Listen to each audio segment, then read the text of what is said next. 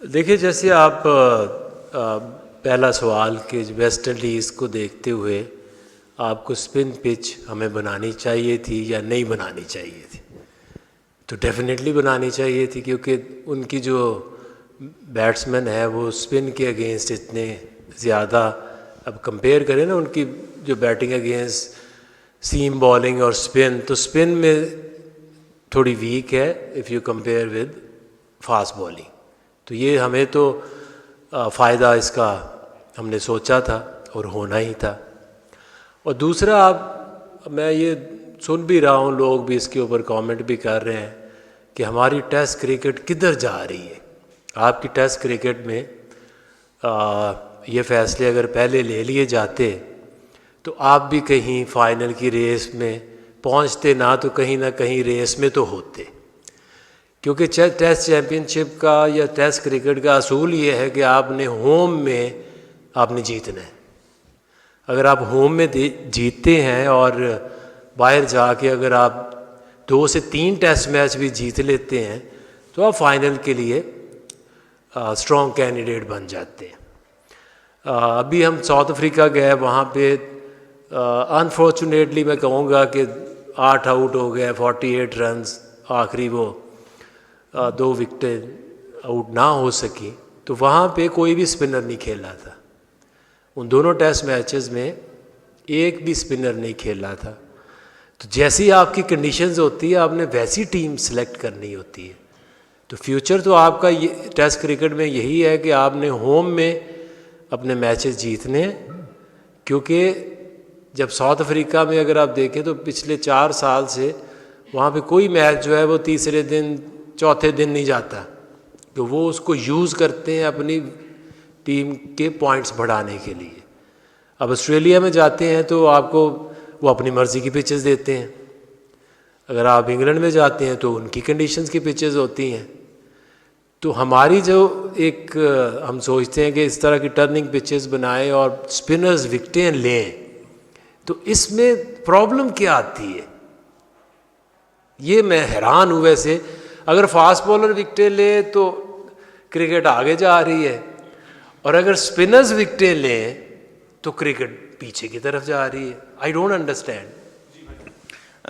देखिए, कुर्बानी देना या ना देना ये तो कोई ऐसी रेलिवेंट बात नहीं है, बट मैं ये समझता हूँ कि आपने मैच जीतना, टेस्ट मैच जीतना कैसे, ये इम्पॉर्टेंट है। इससे पहले लोगों ने कोशिश की होगी कि पिचेस बने, बट उस तरह से नहीं बन सकी। बट आज से आगे हमें लगता है कि ये पिचेस हम हर पाकिस्तान के सेंटर में बना सकते हैं, और यहाँ पे पाकिस्तान को पाकिस्तान में हराना उतना ही मुश्किल होना चाहिए जितना पाकिस्तानी टीम ऑस्ट्रेलिया जाती है या साउथ अफ्रीका जाती है। लोगों को भी ये लगे कि पाकिस्तान में जा रहे हैं तो हमें जीतने के लिए कोई एक्स्ट्राऑर्डिनरी काम करना पड़ेगा। तो यही हर टीम करती है और यही हम कर रहे हैं और ऐसा ही करेंगे। देखिए, इसमें आपने कोई नंबर पूरे नहीं करने होते कि जी इसमें फास्ट बॉलर है, कितने हैं, क्यों हैं। मकसद एक है, टेस्ट मैच को जीतना। अब ये जितने लोग बाहर से आके यहाँ पे स्पिन पिचेस के ऊपर उनको मुश्किल आ रही है, तो हमारे अपने बैट्समैनों को भी मुश्किल आ रही है, क्योंकि ये भी तो कभी नहीं खेले ऐसी पिचेस के ऊपर। बट मूविंग फॉरवर्ड उनसे बात भी हो रही है कि अब आपकी ट्रेनिंग, आपकी जो पिचेस हैं उसको बदलना पड़ेगा थोड़ा सा, डोमेस्टिक में भी, और थोड़ी जो उनकी जो प्रैक्टिस रूटीन्स है वो ऐसी पिचेस के ऊपर करें। इसके बाद आपका जो टेस्ट मैच है वो काफ़ी 8-9 महीने के बाद है, तो ये डेफिनेटली अपनी गेम को और स्पिन के अगेंस्ट बेहतर ही करेंगे। अभी हमने पिच देखनी, क्योंकि ये देखिए जब तक ये पिच का आखिरी दिन नहीं होता, इसकी जो शक्ल है वो थोड़ी सी बदलती है। सो लेट्स सी, अगर ज़रूरत पड़ी भी तो ये कोई हार्ड एंड फास्ट रूल नहीं है क्रिकेट में कि आपने इतने फास्ट बॉलर और इतने स्पिनर खिलाने हैं। जो भी टेस्ट मैच जीतने के लिए बेस्ट 11 होगी वो खेलेगी। देखिए, ये एक जो हमारी स्ट्रेंथ होती थी ना, रिवर्स स्विंग, वो थोड़ी सी हमारी जो स्किल है ना वो नीचे आई है।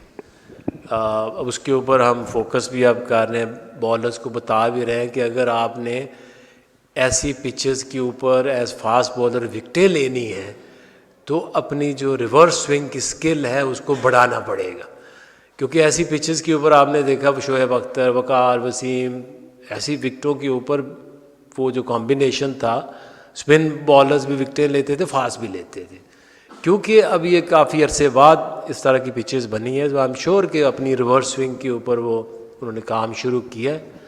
जो भी बंदा इस पिच में विकेटें लेने के जो उसकी चांसेस हैं वो होंगे तो आप तभी उसको खिलाएंगे ना। देखिए उसमें एक चीज़ है कि आप कह रहे हैं कि केप टाउन नहीं खेल सकता। बात ये है कि आप एक वनडे क्रिकेट है, एक आपकी टेस्ट क्रिकेट है।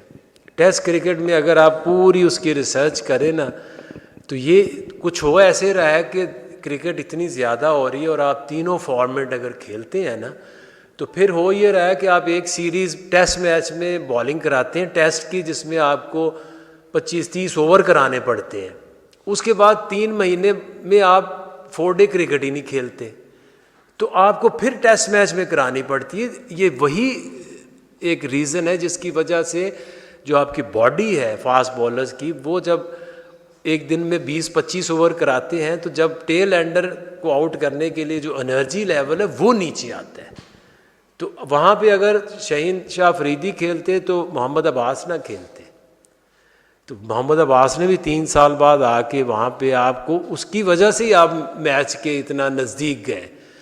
तो ये सारे जो बॉलर्स हैं अब इनको टारगेट करना पड़ेगा कि टेस्ट मैच आ रहा है, उससे पहले अगर हम लीग्स खेल सकते हैं, अगर हम उस तरह की क्रिकेट जाके खेल सकते हैं तो टेस्ट मैच से पहले 4 डे क्रिकेट भी खेलनी पड़ेगी, तो आपका स्टेमिना फिर टेस्ट मैच के लेवल का आएगा ना।